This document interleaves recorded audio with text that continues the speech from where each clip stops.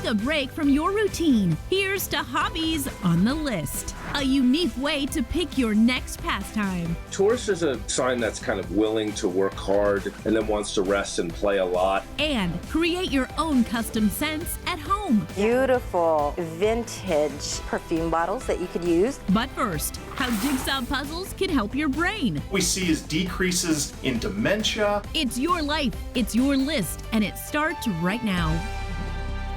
Hey everyone, I'm Christina Guerrero. And I'm Jimmy Rhodes, and today we're focusing on the things we do for leisure, the pastimes that take us away from the worries of the day and make the hours just fly by. Yes, we are calling the show Here's to Hobbies, and we are starting with a trend that came roaring back during the pandemic as a way for families to have fun together. Because it turns out jigsaw puzzles are more than just a diversion or a break between Netflix binges. They actually offer proven benefits for our brain, mental health, and overall well-being. Puzzling payoffs are our featured story at the top of the list. As puzzling as it may sound, putting those jigsaw pieces together actually helps us hold it together mentally. And it's like getting a full body workout, but for your brain. Clinical psychologist Dr. Dan Pallison says the first and biggest benefit is getting a full brain workout, as in the left and right sides collaborate. The left side is responsible for logic and reason, and the right side is more creative. And something like a puzzle actually forces both sides of the brain to come together and work together in harmony. You got that one. One of the benefits of working out your brain through a puzzle is it slows down cognitive aging. And so what we see is decreases in dementia. There's even some links to reduced likelihood of Alzheimer's disease later on in life. When you are exercising your brain, you're keeping it fresh, you're keeping it healthy. Getting better at sizing up a situation through visual spatial reasoning is the next health benefit of puzzling. What that is it's basically our ability to understand where objects are in space. So you think about a puzzle piece, and in your mind, you're rotating pieces that are on the table trying to find that exact piece. Dr. Dan says this has tangible, real-world benefits. It makes us more aware, it makes us more conscious, it makes us better drivers. We can assemble furniture better, we have a better idea of how things fit together. The third piece to our puzzle is lowering stress. When we are awake and alert and working on tasks, our brain is operating with beta waves.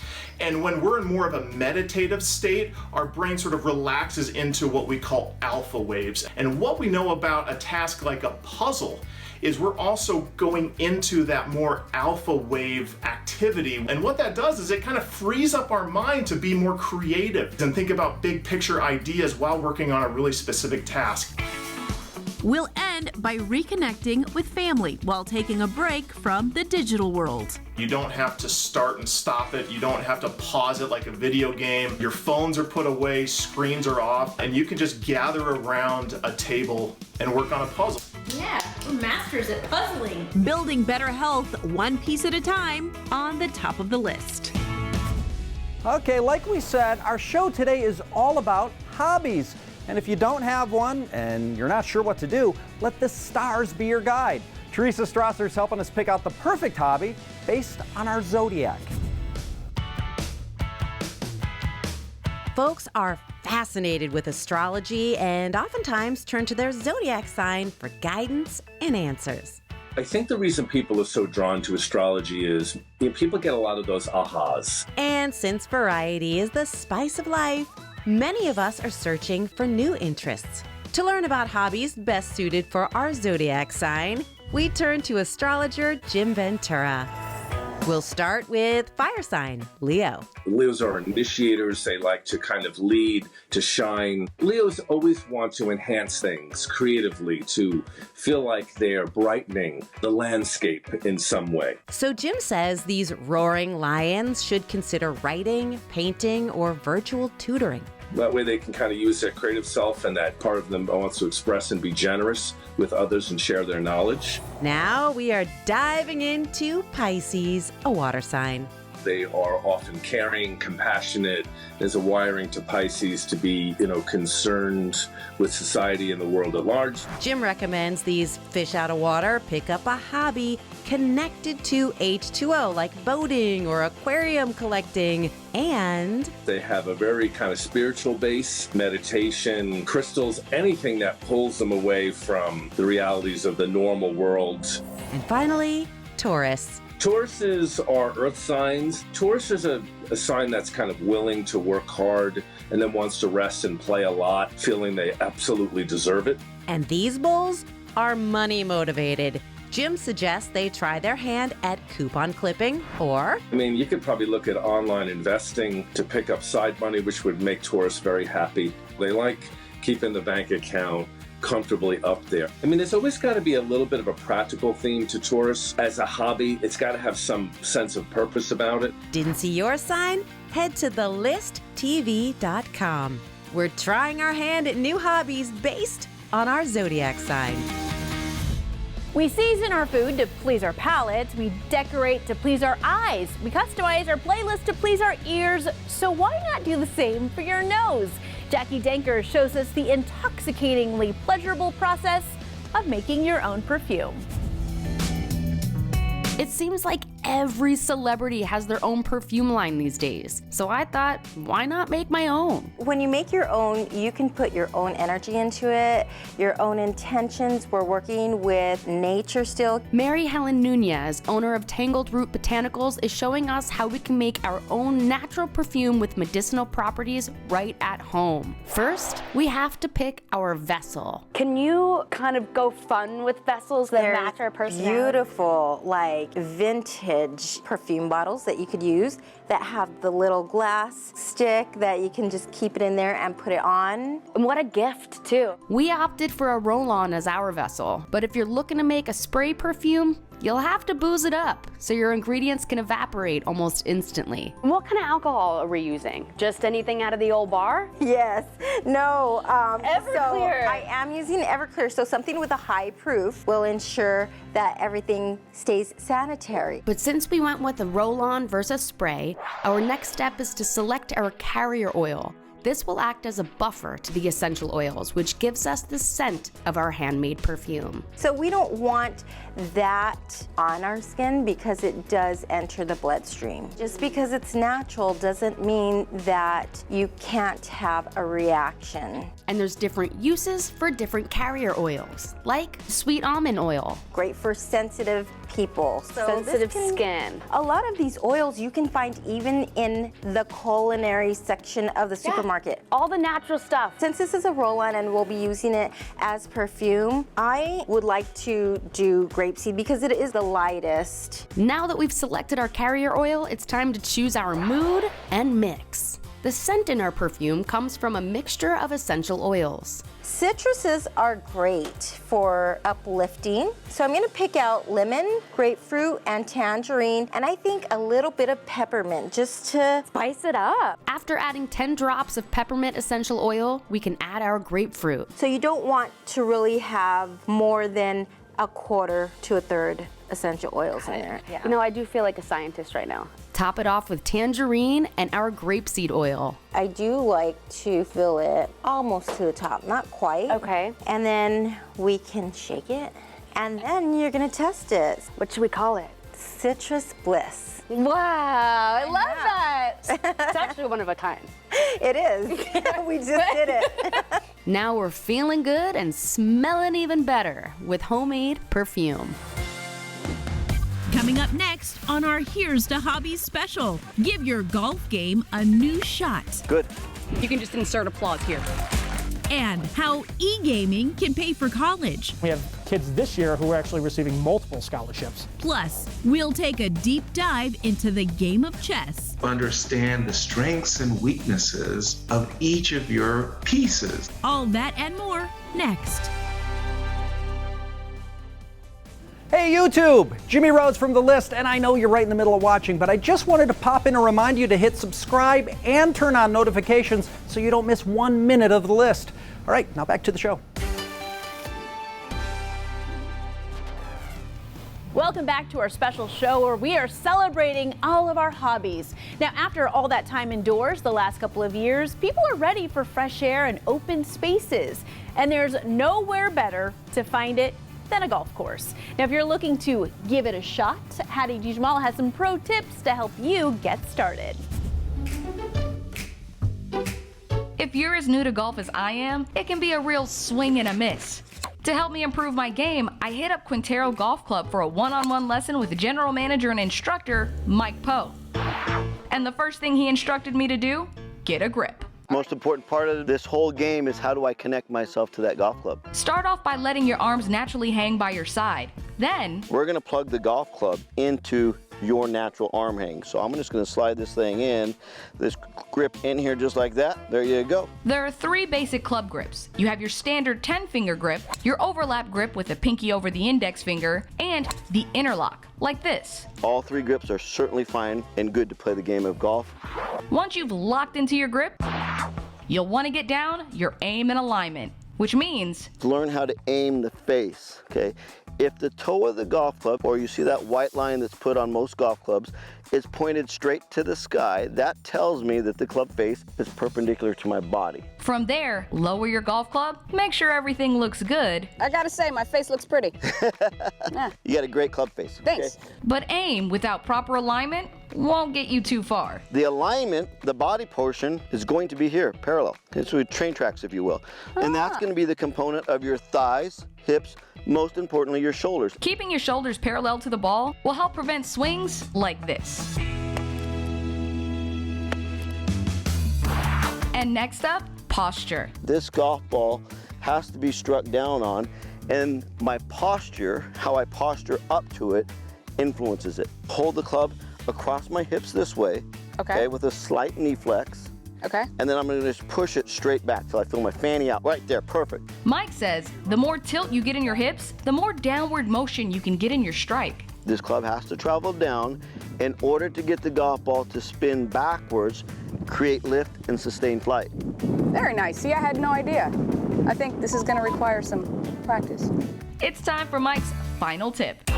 Earn the right to hit the ball. So now we earn the right. We take turf, turf, turf. And there's no such thing as taking too much turf before you swing. You're not going to have any grass left right here. Now let's put a golf ball in the way of that motion. Now for the moment of truth. There we go, launch. Look at that. Holy crap! Getting down these fundamentals can significantly help your golf game. They definitely help mine. Good. A few tips to help you get the swing of golf. Last year, the global esports industry was valued at more than $1 billion. And with some competitive player salaries in the millions, it's no wonder more and more groups are saying game on. Here are 3 up-and-coming esports organizations making waves in the gaming world. Coming in at number 1, MISFITS Gaming Group. We're scouting talent right now, so if you want to be a pro. This South Florida-based esports company recruits and trains gamers to play the latest competitive video games at their MISFITS Academy. The first ever boot camp that we did was a success. And get this, they have 2 pro teams, the Florida Mayhem and Mutineers. They're great gamers, and they do even greater things for their community. We want to advocate for policies that are going to positively change our community. Aspiring pros can get info about joining their esports academy at misfitsgaming.gg. At number 2, the Black Collegiate Gaming Association, an organization devoted to upping the number of women and people of color participating in the gaming industry. There are a lot of women out there that are interested and more importantly, qualified to play and work in the industry. The organization provides gaming scholarships, internships, and full-time career opportunities. It's rare that I come across a female in general, but it's even rarer that I come across a woman of color who plays games. And those scholarships are helping black gamers who make up less than 1% of the pro gaming and esports industry. I would like to thank BCGA and PlayStation for awarding me $1,500 in scholarship money. You can get more info at bcgausa.org. And third on our list of up-and-coming esports organizations, Ohio's Holy Name High School's Green Wave. We can either play competitively, we can play for fun, but the main thing is we encourage healthy behaviors, but at the same time, we encourage teamwork. More than 100 colleges and universities are offering esports as a varsity program. So many high schools are starting their own gaming organizations. We have kids this year who are actually receiving multiple scholarships. Team Green Wave has 5 national championships since they formed, raking in around $20K in scholarship money since they started just 4 years ago. And this student and his teammate recently won $1,000 each at a video game tournament. While I believe I'm good, I didn't think I was that good. And those were 3 esports organizations on the rise. Lots more to come on the list, so stay with us.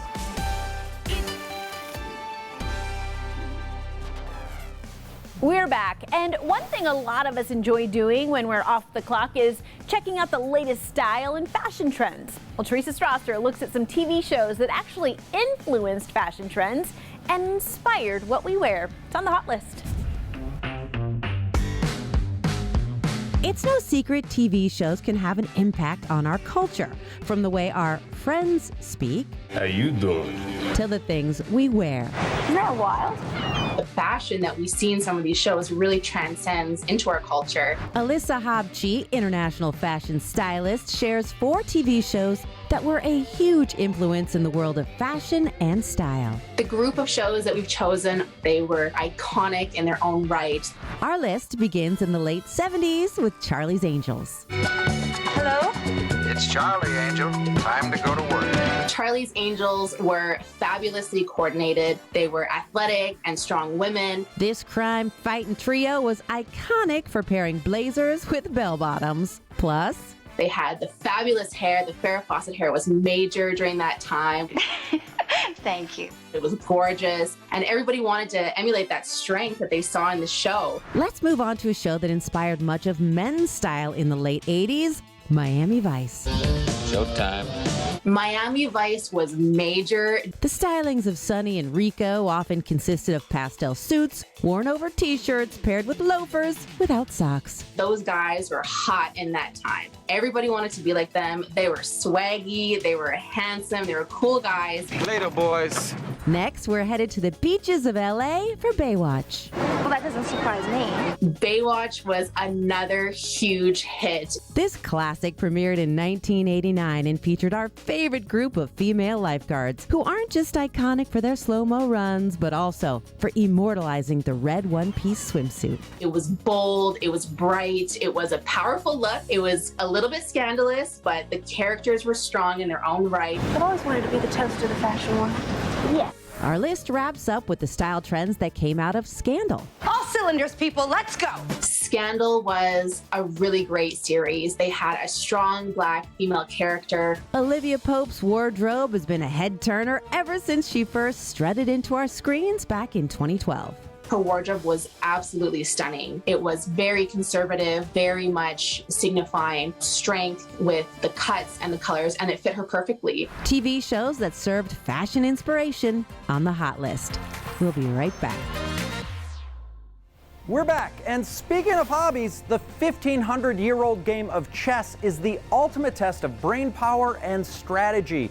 So we're taking a beginner's look at how to make the right moves to get started with chess. The game of chess is making big moves, from the wildly popular Queen's Gambit on Netflix to million-dollar tournaments. If you'd like to begin playing this ancient game, you need to start with understanding what chess is. Chess is a simulation of war. Both sides have armies. The goal of chess is to checkmate the opponent's king. International chess grandmaster and author Yasser Siravan has 3 tips to help beginners build a strong foundation, starting with learning the moves of each piece. It's critical that you understand the strengths and weaknesses of each of your pieces. You have to understand the strengths and the weaknesses of the pawn, the knights, the rooks, the bishop, the queen, the king, so that when you're positioning them to do battle, you know where their strengths lie and where they're most vulnerable. Yasser recommends the free website leechess.org to learn each piece and its moves. Next, our first move is opening with a pawn. At the start of the game, you have 8 pawns and all your pieces are behind the pawns. The only piece that can jump over the pawns are the knights. It's important to visualize this as paving the way for the more powerful pieces. So opening up with a pawn releases pieces like your bishops and queens for development. We'll wrap our beginner's guide to chess with castling. This is a way of guarding your king. The king in the opening is placed in the center of the board, where it's oftentimes quite vulnerable. This is the only chess move where you can move two pieces at once, the king and a rook. And you can bring your king to the flank, where it's normally speaking safer. The idea is to make your king as safe as possible. Because again, if you lose your king, if you get checkmated, game's over. If you'd like free tutorials, you can check out videos from Yasser and his colleagues on the St. Louis Chess Club YouTube channel. Making all the right moves. Checkmate. Getting started with chess. So Jimmy, have you tried any of those chess tips from the Grand Master? KG, you know what they say. Some people are playing checkers, some people are playing chess, and then some people can't open the box to get to the game. That'd be me. Yeah, me too. Hey guys, thanks so much for hanging out with us and watching the list. Give us a thumbs up if you liked the show, and make sure you subscribe and turn on notifications so you don't miss one episode of the list. And over here are a couple more videos just for you. Go ahead.